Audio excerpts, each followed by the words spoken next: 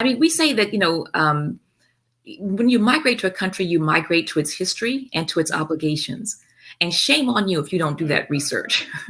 We think it's very much likely that immigrants to the US, Black and white, are coming here because of what they see on the ground.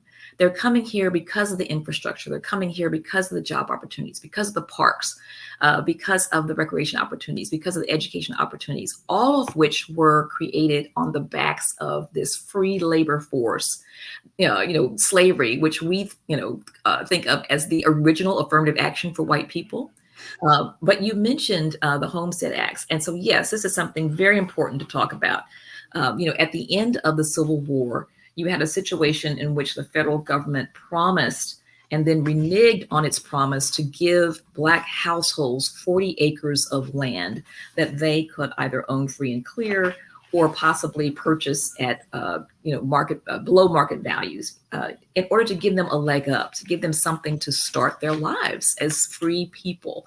This was the beginning of that first step to help them to achieve full citizenship.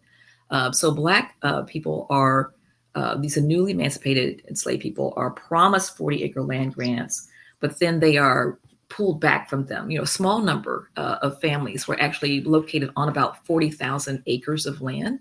But then that's reversed, after Abraham Lincoln is assassinated and Andrew Johnson becomes president.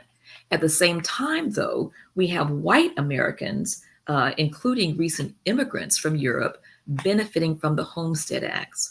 And this is beginning in 1862. The Homestead Acts provided 160-acre land grants in the Western territories. So this is, basically a project that is completing the U.S.'s sort of national territorial project. These are lands that only recently had been occupied by Native American people and tribes. Now, the land that was promised to the newly enslaved Black people was land along the southern band of the United States, from the Sea Islands of South Carolina all the way across to the St. Johns River of Florida. These were lands that had recently been confiscated and abandoned by the Confederates. So two different circumstances. But yes, we know that about 1.5 million white families took advantage of the Homestead Act, and that translates to 45 million households today that are still reaping the benefits of this single federal mandate. Something like about 50 million acres of land in total were given basically to white Americans. Now, to give you an idea of what that kind of land mass would be, 250 acres of land is the equivalent of all of Washington State, Oregon, California, Nevada, and Massachusetts combined, or put differently, all of Texas and all of California combined. It's a huge land mass. And this was property that they could live on themselves. You could grow crops on it. If there's lumber on it or wildlife on it, that was yours to keep or to sell. You could lease the land. You could use it as collateral for a loan for a business. You could use it to send your children to college and have them emerge debt-free. And this is exactly what white people did with that land. And then importantly, you could bequeath the land itself or the profits from the land to your offspring, which they could in turn do and build wealth over the generations.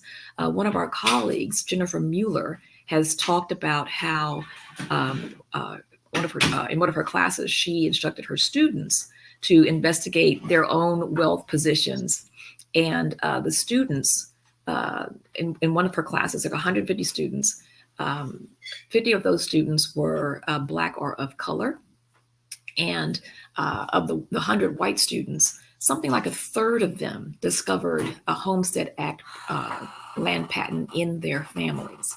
Of those 50 students who were non-white, 12 or 13 of them were Black students. None of them had a Homestead Act patent in their own family's history that they could unearth. Remember one of the stories that she shared of one of the white students whose family had a Homestead Act land patent. This was 1880, and the family was in the Texas Panhandle. So the student's grandfather was the recipient of a Homestead Act land grant, and they leased the land. All right, so they're receiving an income stream from the land, and then when the grandfather dies, his widow and their 8 children moved to Austin, Texas, to give the children a better opportunity, to go to college. 6 of the 8 go to college, receive a college degree, and then the mother dies, the widow dies, and the children decide to continue to lease the land and to divide the profits from the lease 8 ways. Then natural gas is discovered on the land in 1980. So a full 100 years later, natural gas has been discovered on the land. And it turns out to be one of the largest such deposits in the area. And the first year they receive $100,000 in revenue from that natural gas deposit. So it's almost like they were receiving, a monthly dividend check, from the federal government. So you have, white Americans, many of whom are not aware that this government largesse was in their family's history. But they are continuing to reap the benefits of this federal program. You've got the federal government investing in white people's wealth and disinvesting in Black people's wealth.